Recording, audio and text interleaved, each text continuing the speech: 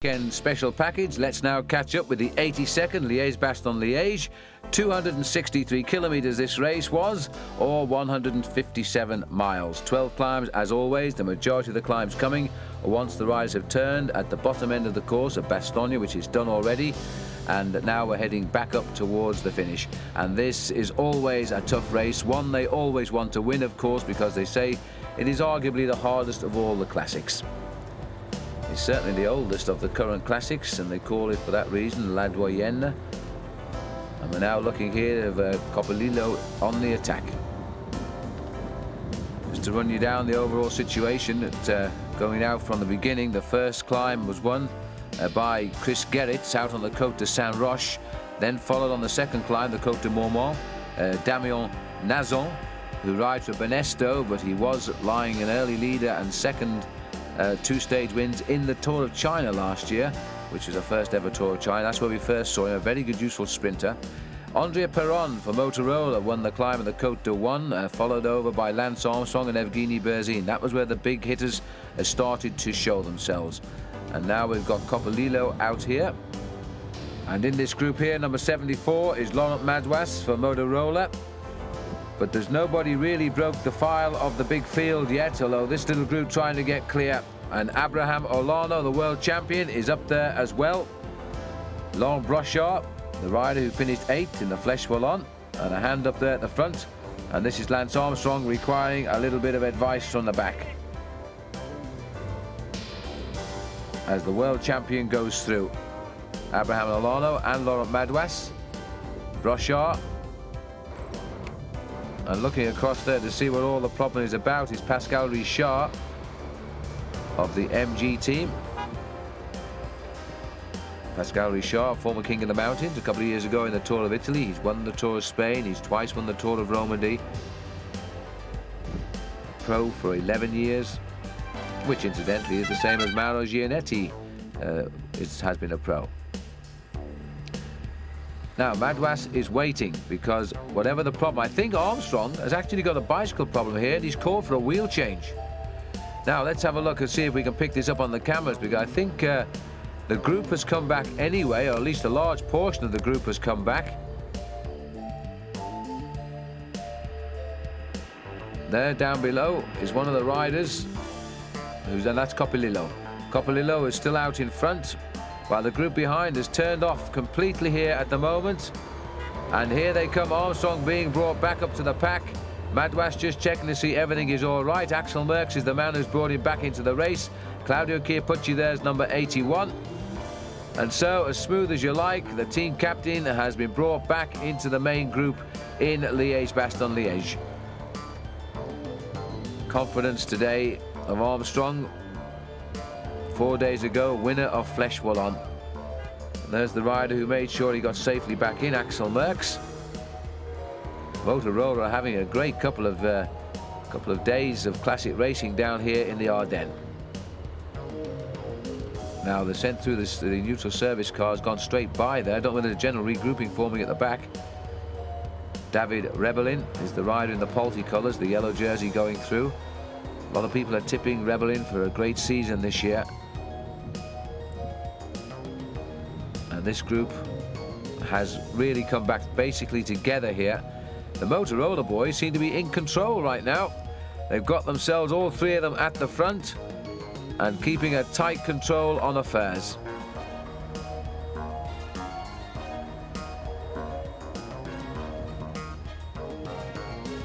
Pedaling strongly at the back there is Fabio Fontanelli, another rider who's having a great season. 6 wins under his belt already. Claudio Chiappucci, Rolf Sorensen on the right of our picture there.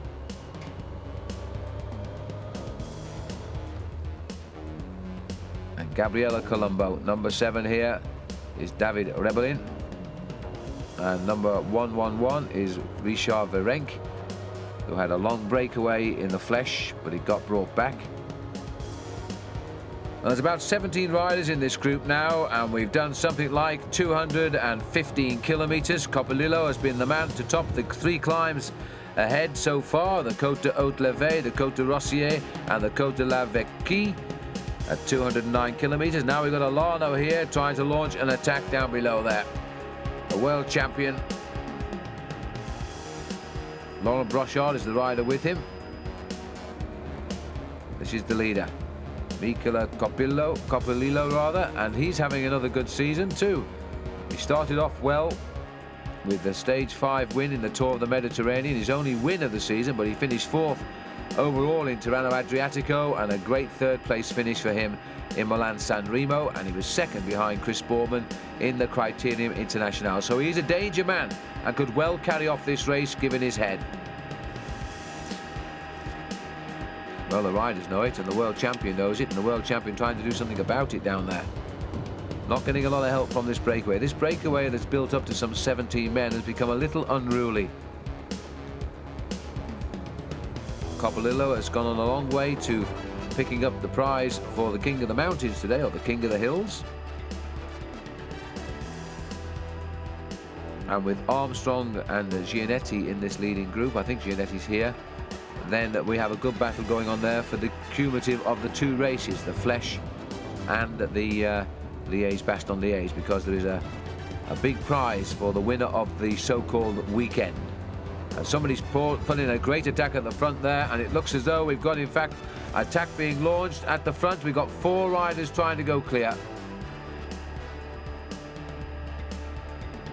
There was a sense that that 17-strong breakaway was becoming a little bit unmanageable, so now they're trying to thin it down.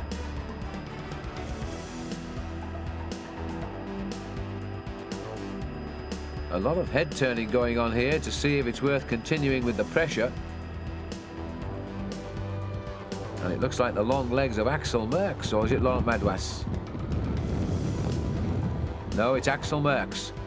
Rolf Sorensen goes through and helps him. And the other rider up here with them, number 116, is Pascal Hervé of Festina. Now this could be another decision being made here as riders continually get off the front. They don't like this group at all. It's good to see Axel Merckx getting mixed in with this. 2 riders going clear, small group reforming behind. Alano, the last man to tag on there. And Sorensen is going to go. Sorensen takes a look over his shoulder. He passes last year's winner, Mauro Gianetti. He's tempting people to come and join him here. He doesn't want to go alone just yet, but these counterattacks must be causing a problem with the overall lead. Pascal Hervé comes up. And number 37 there is Pascal Richard. And it looks as though they've all scrambled the way back on.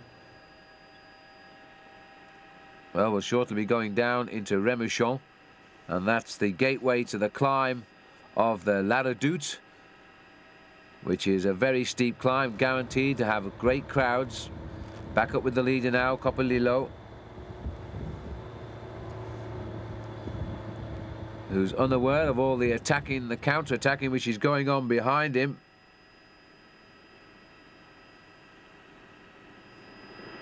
But if they get it underway, then I think they'll pick him up.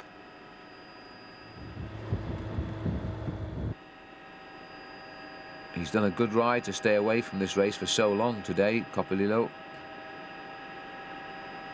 But he's got the benefit of the form he knows he has. And it's always a good chance to have a go early on, because the shadow boxing can often give you the breakaway you require to win the day. He's still got the climb of the Côte de la Redoute to come, the Côte de Ornay, and a new côte in the race this year, the Côte de Sartillemont, which replaces the Côte des Forges, out of the race this year because I believe it's got some roadworks on it. This is the beautiful town of Remouchon. I once was based here for about 5 days, and it was a great period 4 years ago. And there's the breakaway sneaking across the main street and then running down alongside the river, turning into a very narrow cobbled road, and then a sharp right under the motorway bridge, and then you're on the climb of La Redoute. And you can see the crowd from a long way off, lining it right to the summit. Not a pretty sight, especially if you're in the lead, as Coppolillo is here in Liège-Bastogne Liège, because of course you know it's a tough climb to the top, and the field are in fact closing in, or at least that breakaway is. Coppolillo keeping the pressure on. Yet another Italian who's flying the flag high and sure.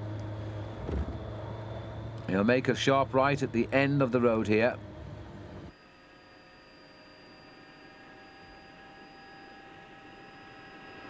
This is very much a holiday area of the Ardennes and a great base.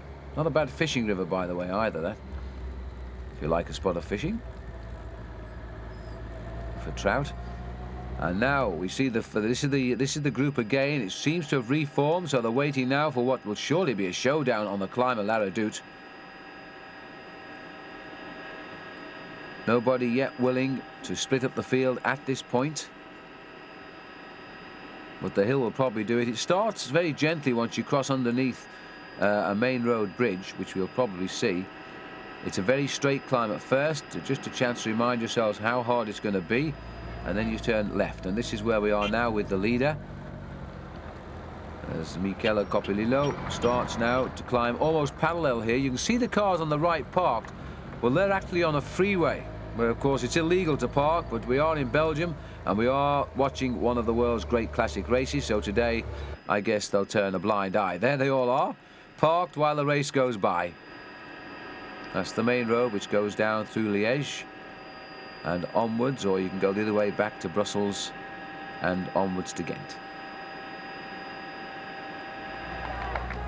And there's the crowd I was referring to, and there's a fit man on the right. Well, he's didn't stay too long.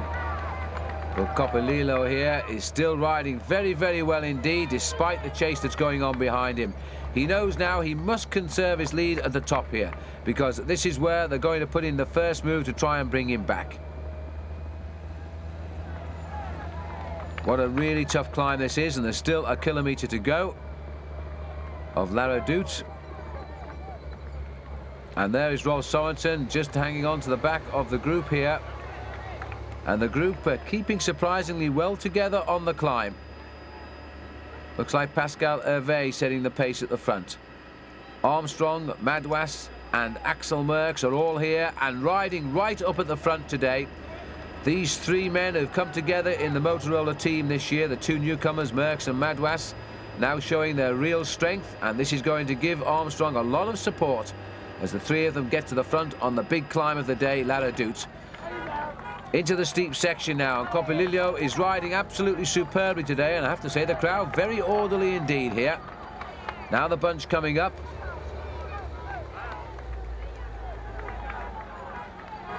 And Coppolillo counting his pedal strokes as he climbs slowly to the summit of La Redoute.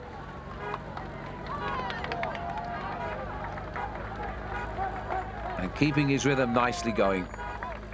Not breaking it at all. The road will level out very shortly. That's the good news. Here comes the pack. They're not very far behind at all now on this climb. And the back of the field beginning to break up completely.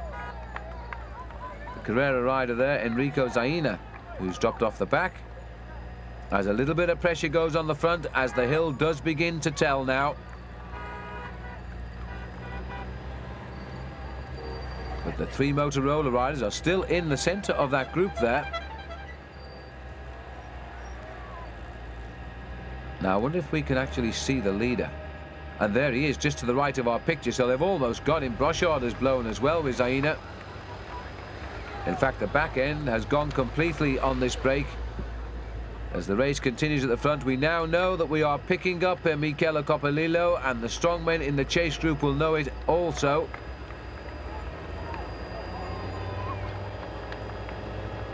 Crowd a little bit thinner here because you don't get such a good view of the climb up from the valley at this point on the climb. That's why you can see them coming right out from down at Remrichon, from lower down the slopes. And there's a problem for Coppolillo as we come towards the top of La Redoute. Whatever it was, a slip gear, a jam train, as the last year's winner, Mauro Gianetti, goes through. Now this was La Redoute 4 years ago, and I had the privilege of making a video with the Motorola team, and we climbed La Redoute as preparation for Liege, Bastogne, Liege. Well, I think I made a mistake. I was some way behind as I came up to the camera for the fifth take. I was beginning to think that making this video was not such a good idea. You know, keeping up with these guys in the Motorola team is kind of hard, and so it should be, because after all, they're the best bike riders in the world. Today they've ridden 180 kilometers. We're just 2 days away from Liege, Bastogne, Liege. This is La Redoute, one of the most famous climbs on this classic, and it comes just before the finish.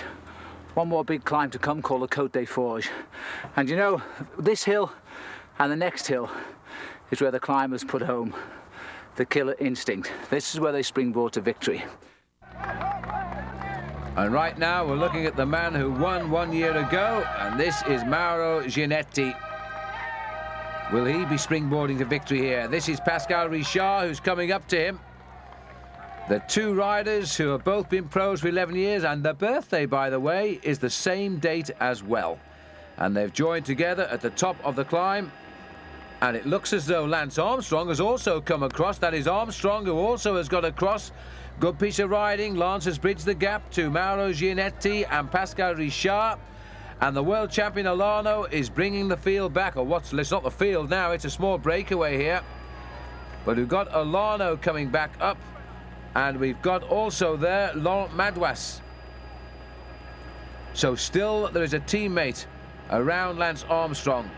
We've got 3, 6, 8 men now trying to get away as we go towards the summit of La Redoute. Now it's a long narrow road over the top here. The riders again will swing right down a narrow track, and you're out of sight for quite a while here. Now let's see what happened here to Coppolillo. His gears slipped terribly there, and he was caused to stop. I think it was just a slip gear. His gear just slipped out of the sprockets. He had no pedal momentum. He's put it back into the gear, back on as Mauro Gianetti goes by him.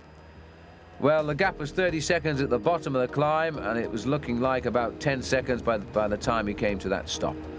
But he's been wiped away now. Picked up 3 of the climbs as well, but he's now gone.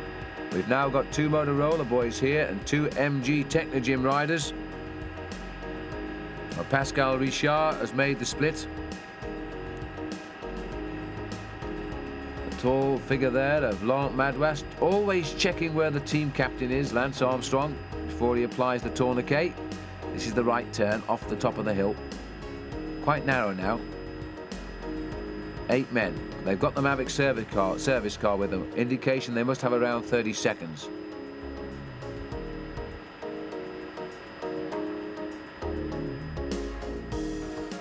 The wind pinning the riders over to the right-hand side of the road.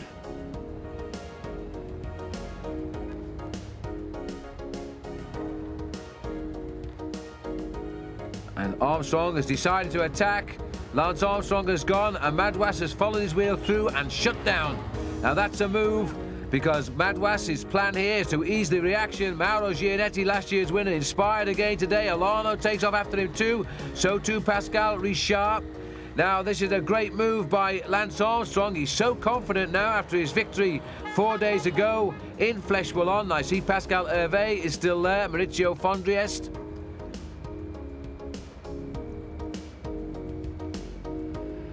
But Armstrong has tried to set himself up for a lone win here as he starts to move clear of the field. Now that was a good move by Armstrong, and the block was effective as well.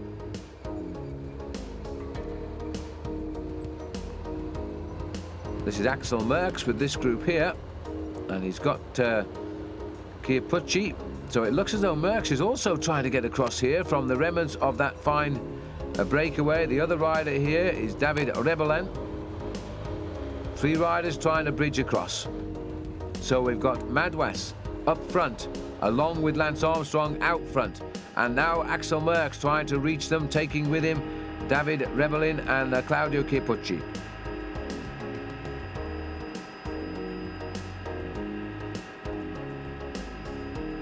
So this is the traditional battle now over the top of La Redoute, where you literally scrabble for wheels and hope to survive. They're coming off the narrow roads and swinging right onto the much nicer roads now as we head towards the Côte d'Ornay. And Liege, Bastogne, Liege spread all over the Ardennes hills here. There's the flotilla of motorbikes following the end of what is a long line of riders split up.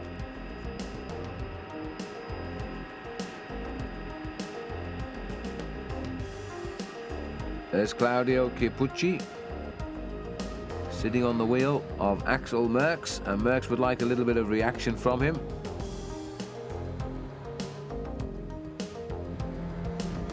Claudio, no problem, goes through. David Rebellin.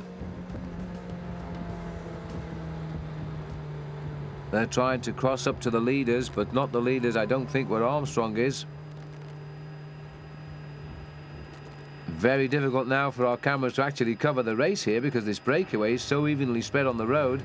They're having a job getting between the riders. Here's Gianetti now. He's across here with Armstrong, which means that Pascal Richard also must be here. And I think he's in the shadow to the left of our picture. There he is. So we've now got these three riders clear. Alano never bridged the gap. So Armstrong, Pascal Richard and Mauro Gianetti, last year's winner here again. It is amazing how they can reproduce the form of 1 year on when it really matters. Gianetti had a very good Flèche Wallonne. Now he's hoping to have an excellent Liège-Bastogne-Liège. Axel Merckx has got across to teammate Laurent Madouas. Fine piece of riding that by Merckx. There's Alano back in this group, which is now becoming quite a solid group here. Chiappucci obviously is also here. Merckx nears the camera. Madouas, Pascal Hervé off to our right. Maurizio Fondriest, number 151 there. 3, 6, 9, 10 riders down in that chase group. Thinned out dramatically on the climb of La Redoute. But I think that the way they're riding now, with two teammates of Motorola in that group, I would think we're more likely to see that lead group succeed. 111 is Richard Virenque. David Rebellin. 116 Pascal Hervé, Maurizio Fondriest. Then we come moving up the line here. Axel Merckx. Fabio Fontinelli. And the rider number 45 there, the ever-present Gabriele Colombo. Continuing a good season for him.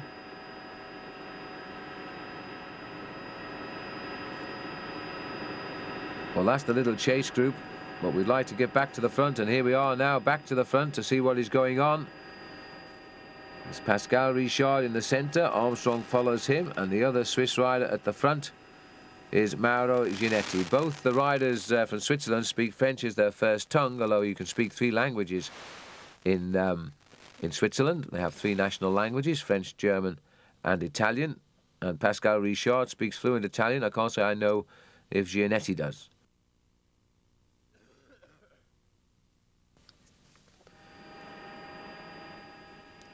And these 3 are really committed now. Now, the younger of all is Lance Armstrong, the confident of them all. Well, it should be Lance Armstrong after his ride in Flèche Wallonne. But Gianetti will feel a little bit more inspired here. He carries the number 1 on his back as last year's winner. And Pascal Richard is a rider who always delivers surprises wherever he goes. Had an excellent career, Pascal, including a World Cyclocross Championship as well, which at the time launched the new Wyman team into being with a fine victory in a cyclocross. The same day they announced the team, they had a world champion. Looks as though Pascal was just stretching his leg there. He took his right foot off the cleat.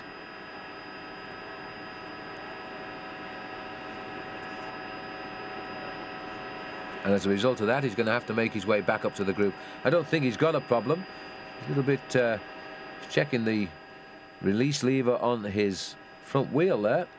Well, not the lever, but the other side. Maybe he's got a... I think, in fact, he's got a problem with the sender on his computer that seems to become unclipped from the wheel. Well, for goodness sake, Pascal, don't try and put it back on while you're going. Otherwise, you may have to scratch your head with the other hand. Anyway, he's coming back. Nice little gaggle of people watching 3 riders go through. None, unfortunately for them, is a Belgian, an American and 2 Swiss heading down towards the finish now, but 2 climbs still ahead of them first. Mauro Gianetti.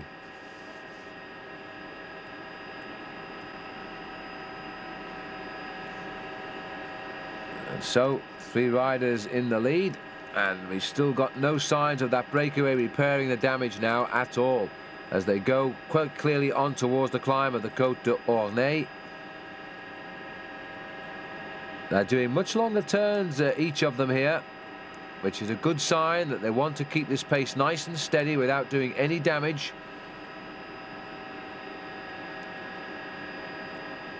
And the 3 riders working well together. This is a good race for them now. They're clear. They've made their decision on La Redoute, and I really think now that, barring bad luck, they're going to find out which one of them will pick up the win in Liege, Bastogne, Liege. It's somewhere between these 3 for my. And these 3 riders now are facing no challenge at all. Spring is still to arrive in the Ardennes, but the riders aren't noticing it. What is most pleasant is the sun has come, and the shadows on the road surface there will be very warming. Richard behind his countryman at least, but his rival. They used to be on the same team, but they no longer are. They're on rival teams now. They both used to be managed by Cochlear, who looked after Greg LeMond at one stage of his career, Andy Hampson, and of course Bernard Hinault. Well, we're going back some 10 years there. Gianetti, birthday the 16th of March 1964, the exact same day as Pascal Richard, and they've both been pros for 11 years. I suppose the better of the 2 is Richard as far as results go, but you can't deny the fact that Gianetti has also pulled off 1 or 2 great race results in his life. Having finished 44th in Liège, Bastogne, Liège back in 1988, he landed the big win here in 1995. But I would rate one of his finest rides coming in Colombia last year in that dreadfully hard World Championship, where he took 4th place. That was a superb performance by him.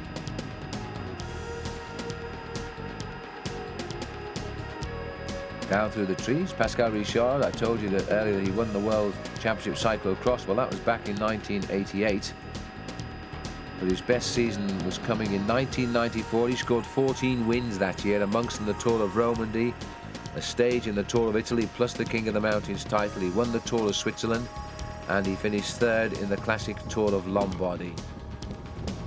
So Armstrong has 2 very talented riders with him up there. And I don't think, looking at the way they're freewheeling in that chase group, they're going to make any impression on them now. Alano, the world champion, steadily improving his form everywhere he rides, and I think he's going to have a great season in the big tours.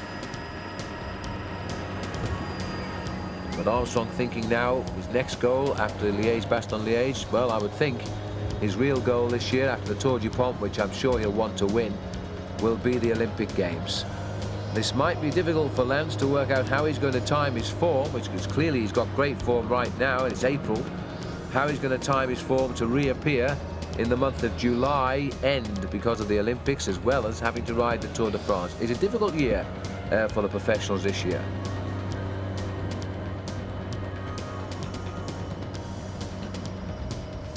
Armstrong not afraid, never was, to do his share of the work. You very rarely see Lance sit on at the back, always willing to set the pace. And then come the 2 veterans, Gianetti, Richard. Richard won once a stage in the Tour de France, way back, 1989, at Briançon, or Briançon rather. And that was a good win. He came clear of the field up a long uphill finish in the town. But it didn't affect the overall, but it gave him a nice feeling. And they're pushing the motorbikes on, but I don't think there's any danger from behind here. Sharp right turn as we head up now on the Côte d'Ornay. In the region of Tilth now, which for the amateur enthusiasts, they still run. The Liège-Bastogne-Liège Classic is sort of mirrored in the Tilth-Bastogne-Tilth Classic, which is for the amateur fun riders. It's not a race, but you wouldn't know that if you ever take part in it, because you seem to race all the way. I've done it once. It's around about 230 kilometers, and it's great fun. This is one of the roads they use.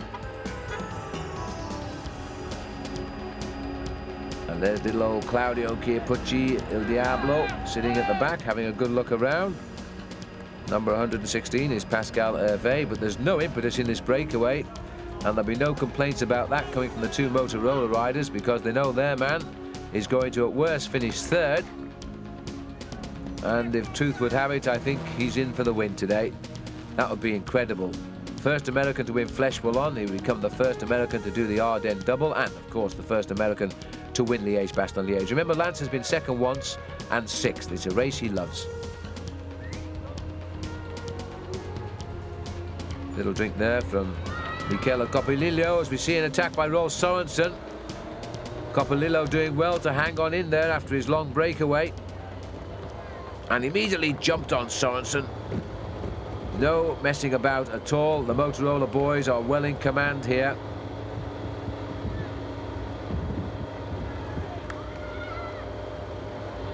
It's Axel Merckx. Axel Merckx, who's caught up with the Rabobank man. No effort at all and no working allowed, so he just sits on Sørensen. The group is reforming at the back. On the climb now, Armstrong still trying to keep the working pattern here, dropping back behind Pascal Richard. Even on the climbs, the big chain rings, and 1 minute the gap. Gianetti will be pleased with that. 1 minute for the number one. There's Pascal. Lance has that look of aggression as he rides his bike. He just charges up the hill and makes his bike look as though he's about trying to tear it off the road, even when he's not actually attacking. And off go the spare bottles, 2 bottles off and 1 comes back on, ready for the last climb and the run into the finish. It's uphill 2 to the finish at Anse, as Lance knows only too well. Well, very soon now there'll be no more drinks allowed. We're heading down into the closing kilometres of the race. Hervé sitting at the back. And they're also on the climb, but they're a long way down it, and there's really no action at all from that group. It is not... it's almost as if they've accepted the fact that with these 3 names away, they've lost the race. There's no reaction coming from them at all.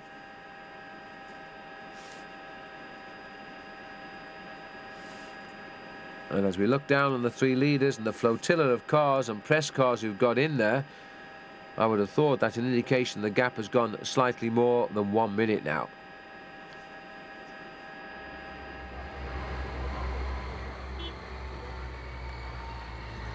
Moving across nicely. All riders riding identically at the moment. The hands relaxed on the centre of the bars. And Armstrong just kicks out of the saddle to latch onto the wheel of Richard. It is quite amazing how the parallel of those 2 riders, Gianetti and Richard, have gone, because I told you earlier that Gianetti has finished 4th in last year's World Championship in Colombo. Well, guess where Pascal Richard finished? He was 5th. And this is, I think, Fondriest now, who's trying to break up this field. He's having enough of this. He knows we've got to react and do something about it. Fondriest now, who used to be a man for the Ardennes, is now giving this one big solid effort here, and he's going to keep it going until he's caused a crack in that bunch, and then he'll look for somebody to give him a hand. Well, tagged on the back, he's got Motorola, and I think it's Madouas. So he won't be getting a hand from him. David Rebellin is here, the little paltry rider. And I think the Gavis rider must be Colombo. We'll get a look when we get a chance, but right now Fondriest is going to continue the pressure here. Tolano's there. And we've gone back up to the leaders. Olano was actually the rider right behind Maurizio Fondriest, as Armstrong now continues to put the pressure on a little bit, perhaps a tester, just to see what the reaction is, and it's good because Pascal Richard's come straight back up and by.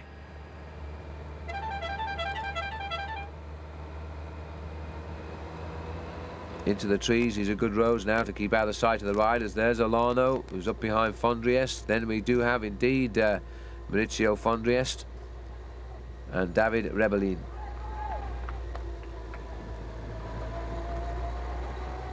So these are the 4 now in the counter-attack on the Côte d'Ornay. 230 kilometres covered.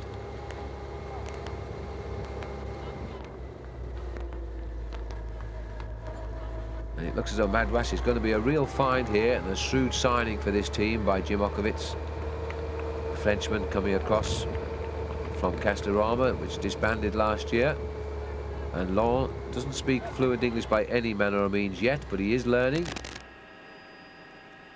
And he says he's very content riding on this American team, which I have to say is unusual for a Frenchman. They find it very hard to settle in a country that speaks English, or with a team that speaks only English, basically. But he seems to be very happy and has said so in the French press. And he's certainly riding like a star today. He's playing the brilliant teammate here for Armstrong. And if he stays in this group, of course, he's going to give the team a great starter. We just need Axel Merckx to land a big one. I say we, I shouldn't really. But Axel Merckx get a high finish as well, and they could carry off the team award today, and I don't believe they've ever done that in any World Cup event before. And that's on the cards right now. Back up to the leaders. Here comes Armstrong. Gianetti right behind him. No signs of anybody being weak in this group at the moment. And there'll be constant testing on this climb by riders, little accelerations just to see how the reactions are.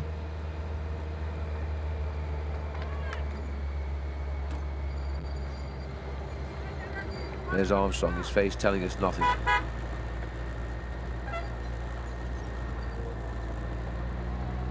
So in the break in Flèche-Wallonne, and now in the break again in Liege.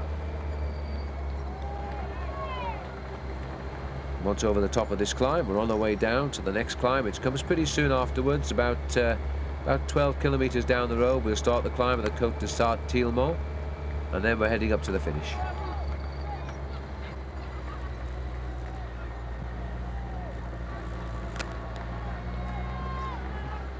And there's the summit. And Armstrong's had quite a few points around the climbs today, so he's not going to be far off being the king of the mountains. He's been scoring regularly. He was third on the Côte de Stocco. He was third on the Côte de Aizemont. He was second on the Côte de One. And then later on, he was third on the Côte de la Veque, second up the La Redoute. And now we're on the Côte de Ornay, and he's going to score again here. So Armstrong must be well in the hunt there for the King of the Mountains title, or the King of the Côtes title. But what's going on here is an attack here. Now this is amazing. Laurent Madouas must have sensed something here, because he's launched an attack of his own. Now normally he wouldn't do that to damage the lead of a teammate, but he must have sensed he was going better than anybody, and he's got clear on his own. And my goodness me, he's got clear on the climb of the Côte de Ornay. Madouas going clear now, which will make a very sweet result indeed if this happens.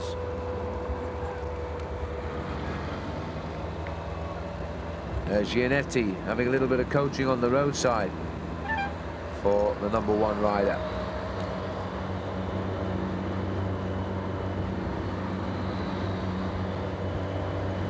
Well, it's not as if he doesn't know the finish, but I think it'd be more a tip of how to cope with these two riders. He knows Pascal Richard inside out, and he's had experience of Lance Armstrong as well.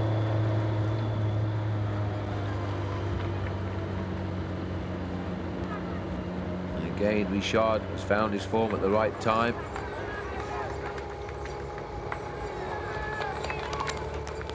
Now coming up towards the top of the Côte here. Armstrong was first over the top, and now it's another Motorola rider who's going to get fourth behind the rest.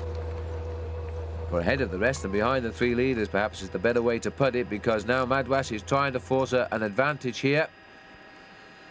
He's still got quite a lot of work, though, to do to get across to this breakaway.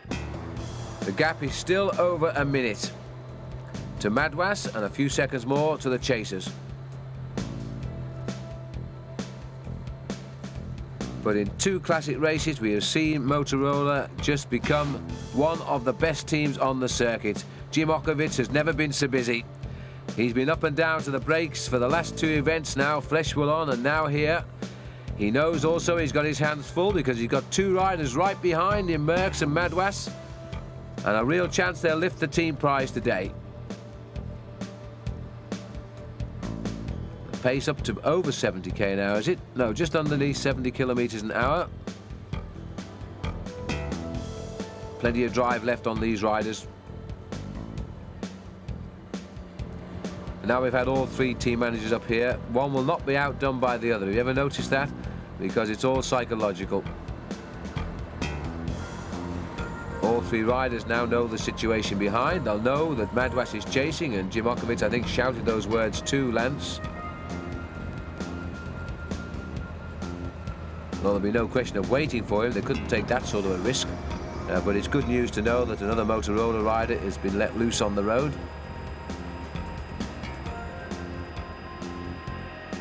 The miles ticking away. 235 done now.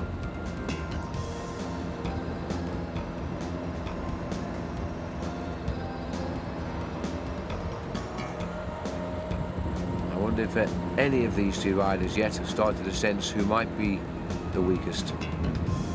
There's nothing being given away at all here from what we can see as we watch the race. They all look pretty good.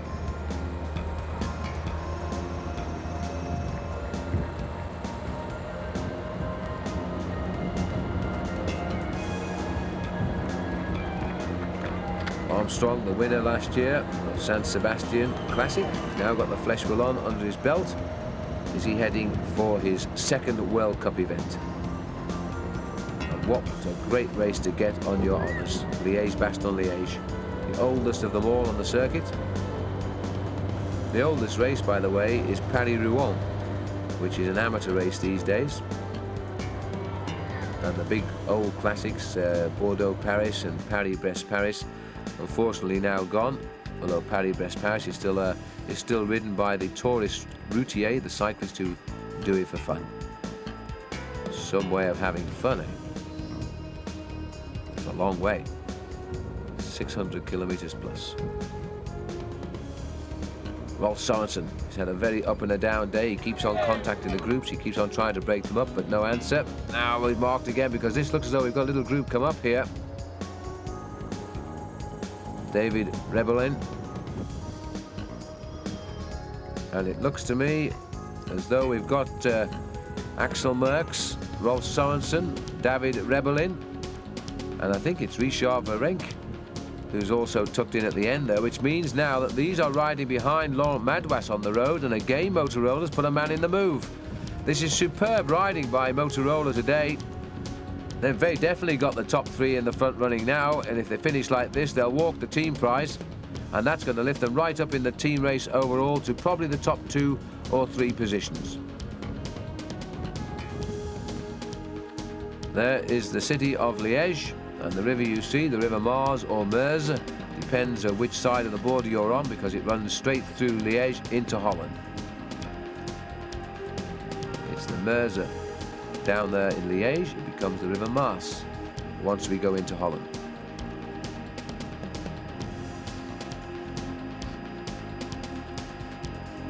Very nice city, an interesting city. We go into the city and then climb to the suburb of Ans. Uphill finish. And it looks as though we're on to the suburbs now, as the riders are heading round across the river bridges here in the centre of Liège, and then we'll start the climb up towards the finish. Little bit of cobbles, just to remind everybody we're still in Belgium. And Pascal Richard heading up towards the climb, and this man is a good climber, king of the mountain in the Tour of Italy a couple of years back. Armstrong, king of the mountain in the Tour de l'Avenir he was in his first year as a pro, and he always laughs at that because there weren't any real mountains in the Tour de l'Avenir. And behind him, Mauro Gianetti.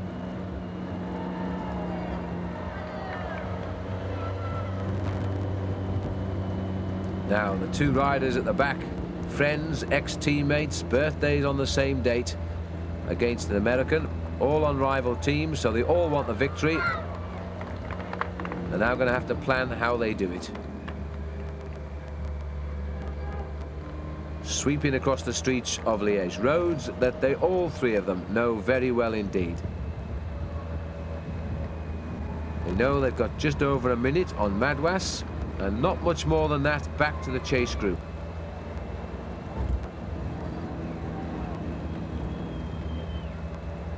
And the race completely split up. And there's not a lot of riders left in this race either. Fewer than 60 still on the course.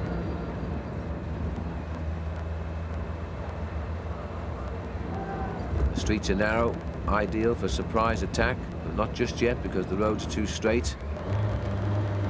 Armstrong in at the kill for the third year in succession in Liege, Bastogne, Liege. Second and sixth the last 2 years. Now can he make the top slot? Looks over to see the whereabouts of Gianetti. The climb will start, and then once over the top, it's a little ride to the finish of around about 1 kilometre plus.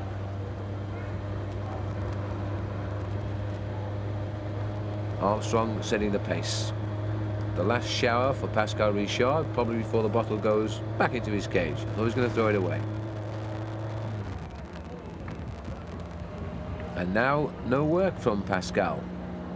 Armstrong, having none of it, swings right out of the line and looks over to him and says, after you, sir. Leaving Gianetti to keep the pace going.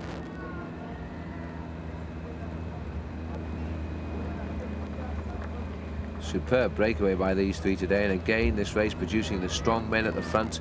It was a tough ride. There was no easy bit on this course once more. Coppolillo set a real tough pace, and if you didn't have the strength to cross the gap on the climb of La Redoute, then you weren't going to make the selection.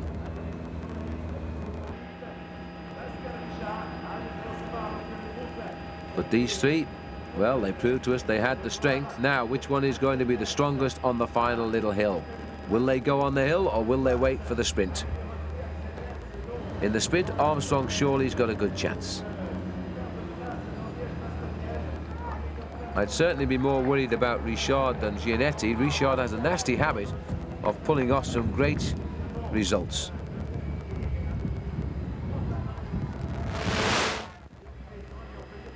Richard not really putting his power in the bike now, as he just keeps over to the left of the road, looks across, lets Armstrong come by. Gianetti doesn't want to come by now. Now we're starting the cat and mouse. Remember that Laurent Madouas is only a minute behind and could close if they keep this up. There'll be no cat and mouse with Madouas. He's going like a greyhound because he's being chased at the moment by 4 riders, and it wasn't Virenque, it would be Fontanelli, Rebellin, Merckx is there, and it could have been Virenque, but we'll see when they come up to the sprint. But there's 4 riders chasing anyway. Onto the cobblestones, and the climb will start. And is there an attack? No, an acceleration certainly for Pascal Richard. Armstrong in a good position to have seen that. That may be why Pascal didn't persist. But Gianetti thought he was going. He moved across to the left of the road. Gianetti looks at this point to be as though he might be in a spot of bother here. Richard has spotted it. He's going to test him. And immediately Gianetti gets back up. Richard has seen it, and he's not going to push home any attack. Armstrong right on him, watched every move.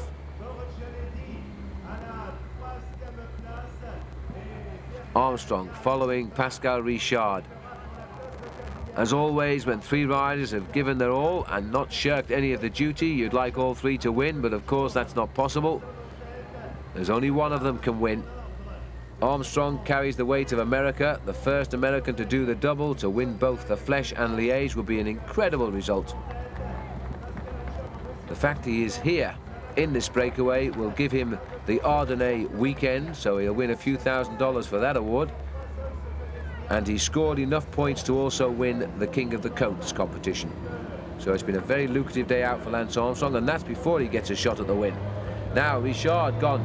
Now this is the move we expect from Pascal. He's gone with a turn of speed, but Armstrong has spotted it, gone straight after him.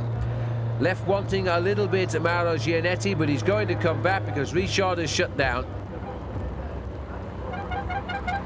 Now we're heading for the line now. Pascal Richard is right where Lance Armstrong wants him, at the head of the line. Watch out for Gianetti at the back. I think he needs a little bit more fuel in those legs, but you never can tell. Richard now takes a good look at the face of both of them, just to see, and he's looking over the shoulder of Gianetti to see if there's any sign of Laurent Madouas. And our cameras never having picked up Madouas since he escaped, so I can only assume that we've lost the moto during the last while of the coverage, because we haven't seen much of the chase group at all. Armstrong, I'm not sure that's where Lance needs to be at this stage. Followed by Richard, and then Gianetti, who hasn't contributed since the climb started. He's only watched the wheels and made sure he followed the attacks, such as they've been.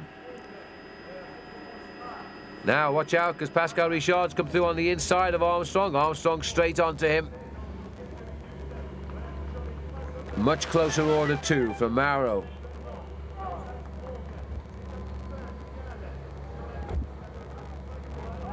And the shadows are on the right of the road. It might be worth noting that with the sun, because that's something to watch for, but the way the angle of the sun means you're going to see the rider before the shadow today.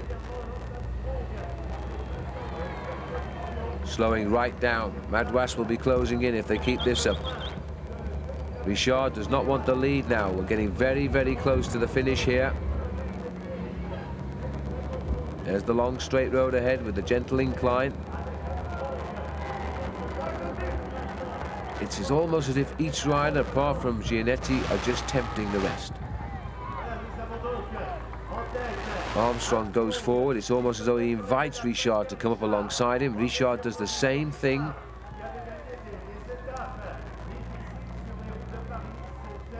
Now the gentle incline starts. No effort at all being put in now. They're just turning those big gears over with their body weight virtually, waiting for the start of a sprint. And always behind, that chase group has got to be closing in on these. Let's look at this. Richard's gone to the other side of the road. There's our television cameraman. So we've got two cameramen here and none with Laurent Madouas, which is rather a shame.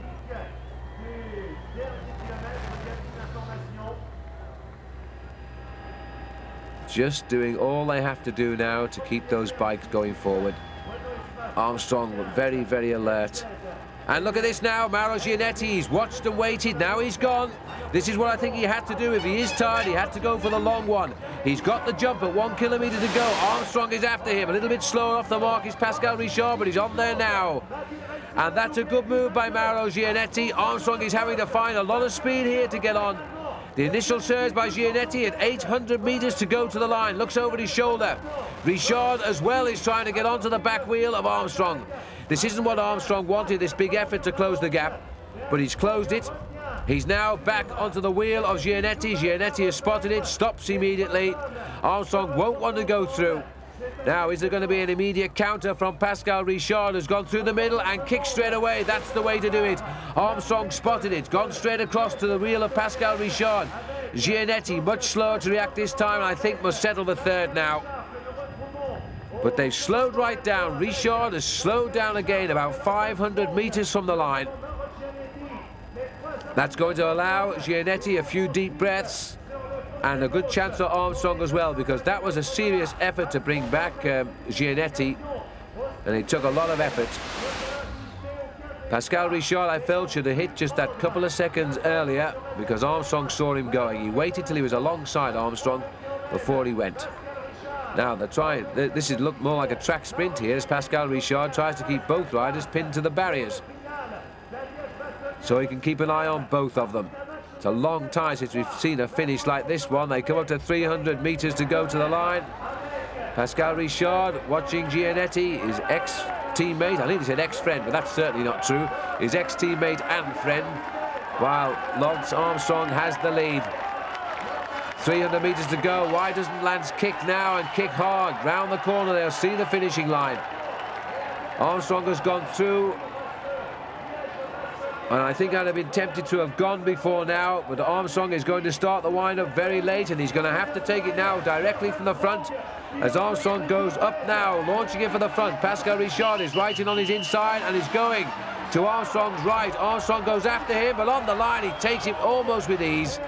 Armstrong gets second place, Gianetti gets third, and this is how close they were, because right up behind them, Laurent Madouas gets fourth for Motorola, and that is a great result for Madouas. Looks like Fabio Fontinelli, who comes up for the Italian MG team. He will get fifth. Fontinelli continuing his series of fifth places in the World Cup Classics. And behind him is Rebellin, and there's the result. A clear win and a fairly convincing victory in the end for Pascal Richard, who there he is giving the interview, and my goodness me, is he going to be happy, because he read the race to absolute perfection today. I think Lance Armstrong will be a bit disappointed with that. because I felt he should have opened the sprint a little bit earlier, and he may have had a better chance at the first place.